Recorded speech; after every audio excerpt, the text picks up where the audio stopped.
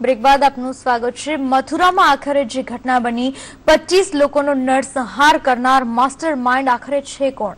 સત્યાગ્રહીઓનો મુખિયા કોણ છે કે જેણે 2 વર્ષ સુધી જવાહર બાગમાં અડીંગો જમાવી રાખ્યો? આવો આપને મળાવીએ 25 મોતના મુખ્ય સૂત્રધાર અને મથુરા નગરીનો હાલનો કંસ કહી શકાય એવા રામ વૃક્ષ સાથે।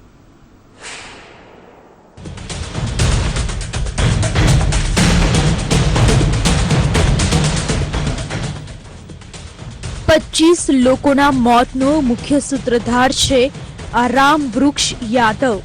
चेहरा परथी अत्यंत सीधा सादा देखाता राम वृक्षना इशारे उत्तर प्रदेशमां नरसंहार थयो।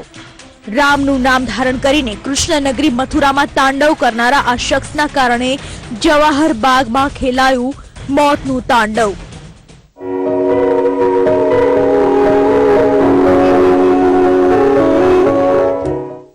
કોણ છે રામ વૃક્ષ યાદવ? કેમ આવ્યો હતો મથુરા? વાસ્તવમાં રામ વૃક્ષ ધર્મના નામે ધતિંગ કરવાની મંશા ધરાવતો હતો।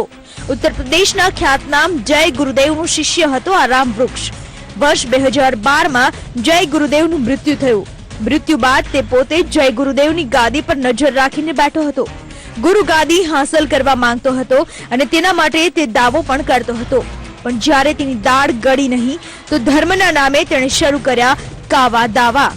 જે ગુરુનું શિષ્ય હતો તેના જ આશ્રમ પર તેણે હુમલાનું ષડયંત્ર રચ્યું।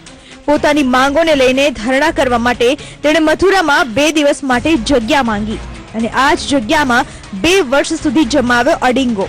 અંદાજે 250 એકર જમીનને 2 વર્ષ સુધી બાનમાં રાખીને બેઠો દાવા કર્યા હતા, જેમાં ગુરુદેવના ડ્રાઈવર પંકજ યાદવ, ટ્રસ્ટના સભ્ય ઉમાકાંત તિવારી અને રામ વૃક્ષ યાદવનો સમાવેશ થાય છે।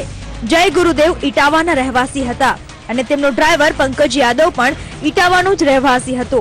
તેથી મુલાયમસિંહ યાદવે ડ્રાઈવર પંકજને ગુરુગાદી સોંપી દીધી અને ઉમાકાંત તિવારી અને રામ વૃક્ષ યાદવના હાથે કશું જ ના આવ્યું।